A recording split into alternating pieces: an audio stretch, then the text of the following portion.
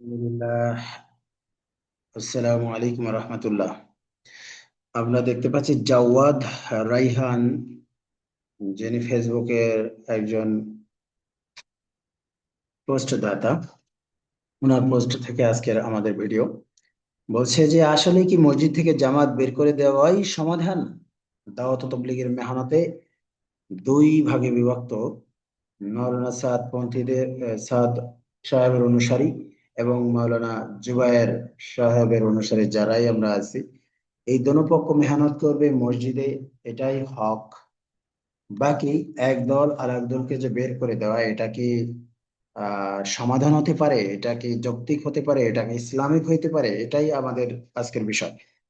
যাই হোক, শুরু থেকে শেষ পর্যন্ত দেখলে অবশ্যই আমাদের অনেকটা বিষয় বোঝার তৌফিক আল্লাহ তাআলা দান করতে পারেন।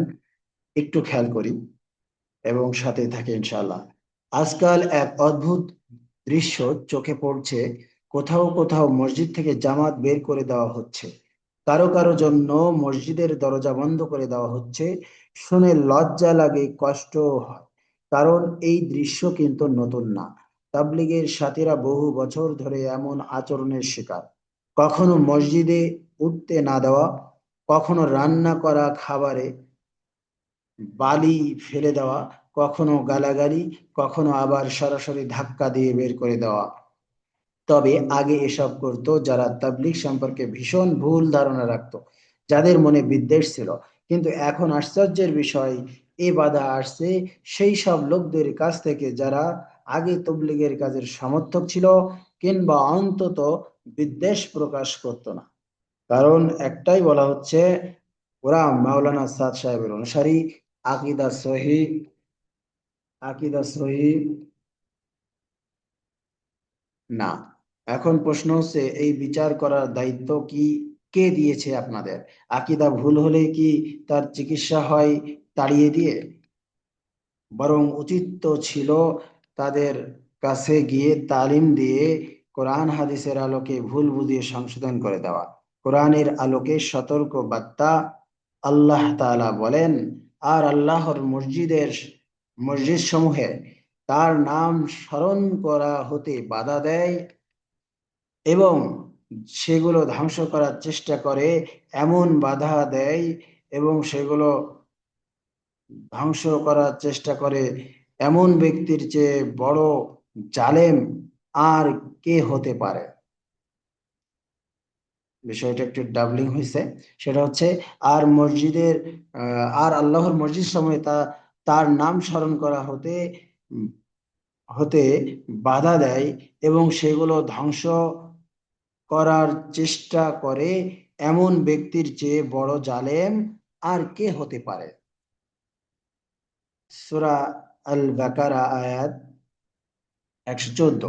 অর্থাৎ যে ব্যক্তি আল্লাহর নাম স্মরণে, সালাতে কিংবা ইবাদাতে বাধা সৃষ্টি করে, সে আল্লাহর নিকট সবচেয়ে বড় অন্যায়কারী। আহ, তাই কেউ যদি দাওয়াতের কাজে থাকা মুসলমানদের মসজিদে উঠতে না দেয়, তবে সে চরম অন্যায়ের কাজ করছে।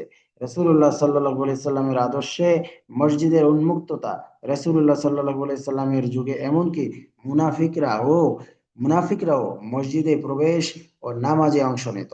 নবীজি সাল্লাল্লাহু আলাইহি সাল্লাম কাউকে মসজিদ থেকে তাড়িয়ে দেননি, বরং নরম ভাষায় তাদের সংশোধনের চেষ্টা করেছেন। তিনি বলেছেন, তোমরা মানুষকে আল্লাহর পথে আহ্বান করো সহজভাবে, জটিলতা সৃষ্টি করো না, সুসংবাদ দাও, ঘৃণা সৃষ্টি করো না। সহিহ বুখারী হাদিস 69।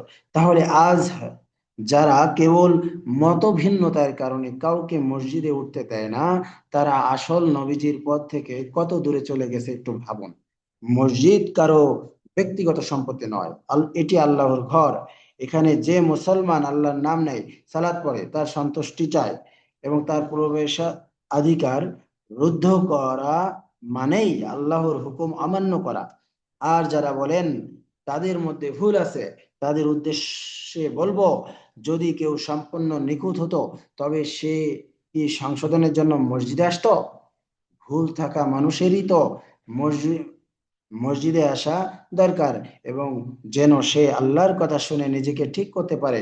চিন্তা করুন, যাদের মনে চিন্তা করুন, যাদের আপনি মসজিদে উঠতে দেননি, যদি তারা কিয়ামতের ময়দানে আল্লাহর সামনে দাঁড়িয়ে বলে, হে আল্লাহ, আমরা তো নিজেদের সংশোধনের জন্য মসজিদে গিয়েছিলাম, কিন্তু তারা আমাদের বাধা দিয়েছে, তখন আপনি কি উত্তর দেবেন? প্রশ্ন, অনেক সুন্দর প্রশ্ন, আলহামদুলিল্লাহ। এই প্রশ্নটাই আমাদের প্রত্যেককে বোঝা দরকার, যে এই প্রশ্নের উত্তর কি আমি আল্লাহ তাআলার কাছে দিতে পারবো কিনা। তাবলীগ ও দাওয়াত বা যে কোনো ইসলামী প্রচেষ্টার মধ্যে মতপার্থক্য থাকতে পারে, কিন্তু তা যেন আমাদের মধ্যে দেয়াল না তোলে, একে অপরকে তাড়িয়ে না দেয়, বরং আল্লাহর ঘরে একত্র হয়ে সত্যি ও ভ্রান্তি নিয়ে আলোচনা করাই মুসলমান সুলভ পথ। এখানে একটা মসজিদের সাতপন্থীদের জামাত মসজিদে প্রবেশ করা নিষেধ, আদেশক্রমে মসজিদ কমিটি ও কর্তৃপক্ষ, এভাবে লেখা। এটা মূলত পোস্ট করা। আল্লাহ তাআলা এ থেকে আমাদেরকে মুক্ত